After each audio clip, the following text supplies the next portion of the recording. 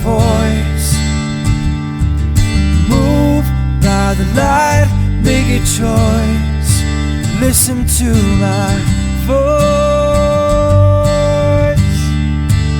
I got something to say. This is your Resolve to Read daily reading. It's February 26th, and we're reading from Leviticus, Numbers, and Deuteronomy. No one who has been emasculated by crushing or cutting may enter the assembly of Yahuwah. No one born of a forbidden marriage, nor any of his descendants, may enter the assembly of Yahuwah, even down to the 10th generation. No Ammonite or Moabite, or any of his descendants, may enter the assembly of Yahuwah, even down to the 10th generation. For they did not come to meet you with bread and water on your way when you came out of Egypt. And they hired Balaam son of Beor from Pethor in Aram Naharaim to pronounce a curse on you. However, Yahuwah your God would not listen to Balaam, but turned the curse into a blessing for you, because Yahuwah your God loves you. Do not seek a treaty of friendship with them as long as you live. Do not abhor an Edomite, for he is your brother. Do not abhor an Egyptian, because you lived as an alien in his country.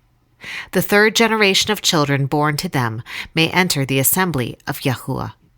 Yahuwah said to Moses, "Speak to the Israelites and say to them, if a man or woman wants to make a special vow, a vow of separation to Yahuwah as a Nazirite, he must abstain from wine and other fermented drink, and must not drink vinegar made from wine or from other fermented drink.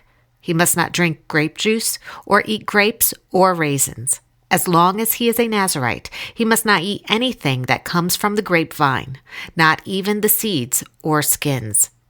During the entire period of his vow of separation, no razor may be used on his head.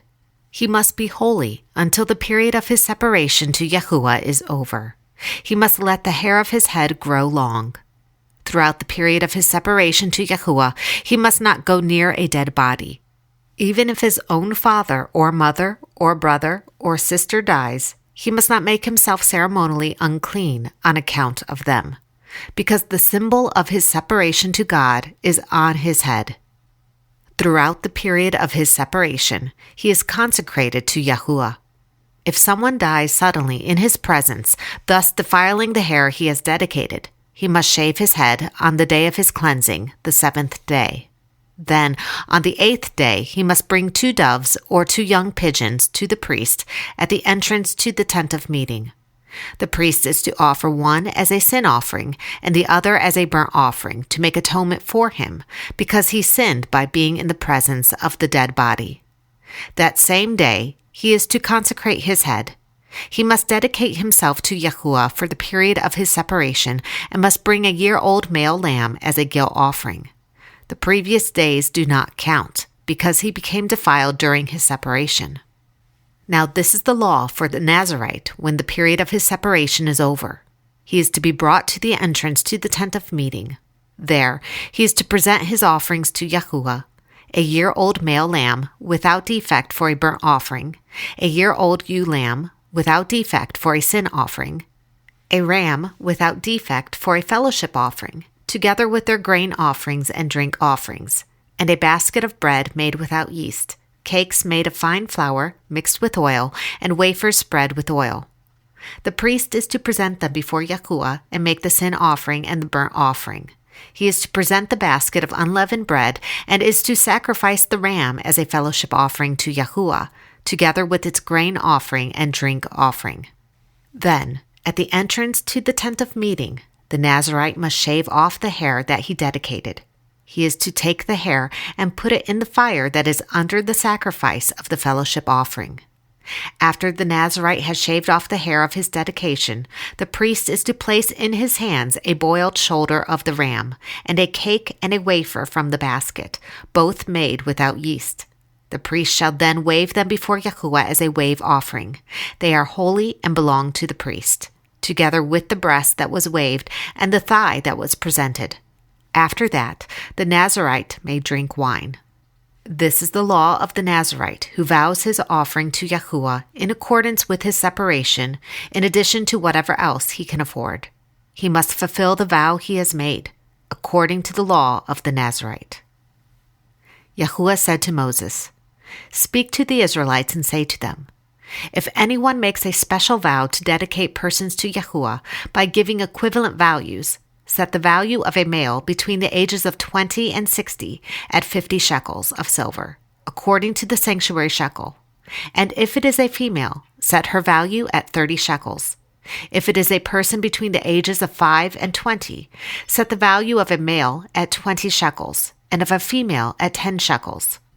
If it is a person between 1 month and 5 years, set the value of a male at 5 shekels of silver, and that of a female at 3 shekels of silver. If it is a person 60 years old or more, set the value of a male at 15 shekels, and of a female at 10 shekels. If anyone making the vow is too poor to pay the specified amount, he is to present the person to the priest, who will set the value for him according to what the man making the vow can afford. If what he vowed is an animal that is acceptable as an offering to Yahuwah, such an animal given to Yahuwah becomes holy. He must not exchange it or substitute a good one for a bad one, or a bad one for a good one. If he should substitute one animal for another, both it and the substitute become holy. If what he vowed is a ceremonially unclean animal, one that is not acceptable as an offering to Yahuwah, the animal must be presented to the priest, who will judge its quality as good or bad. Whatever value the priest then sets, that is what it will be. If the owner wishes to redeem the animal, he must add a fifth to its value.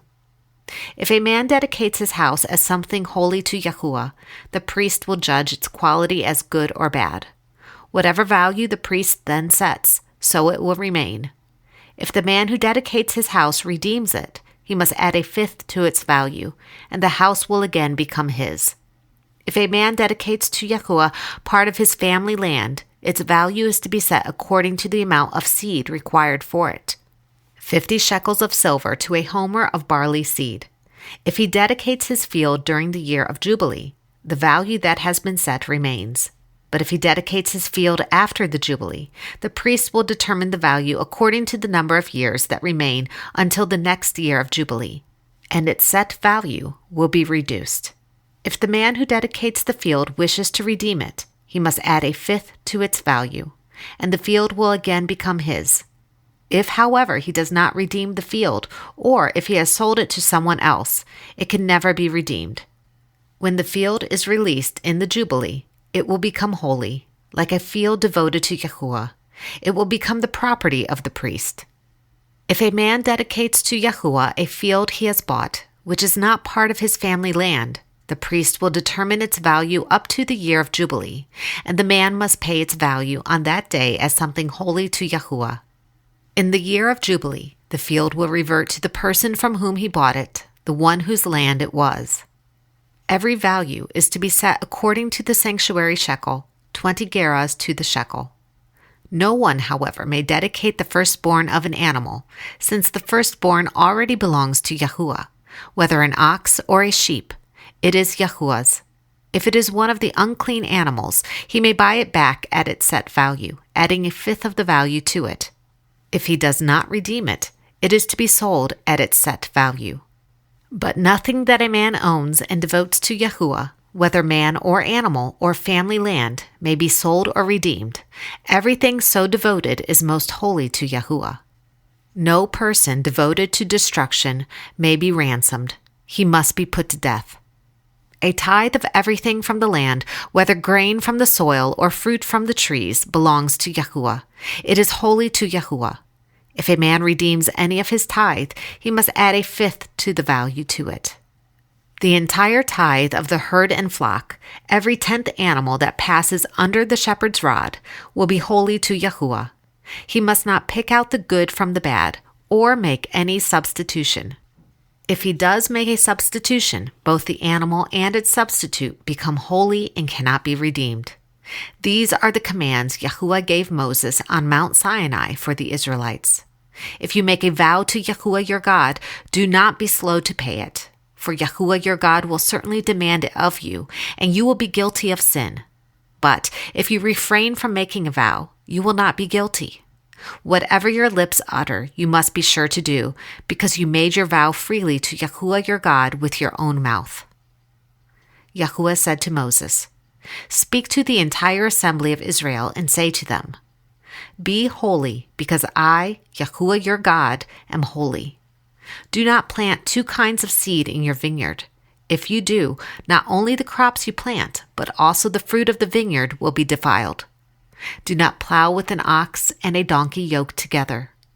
Do not wear clothes of wool and linen woven together.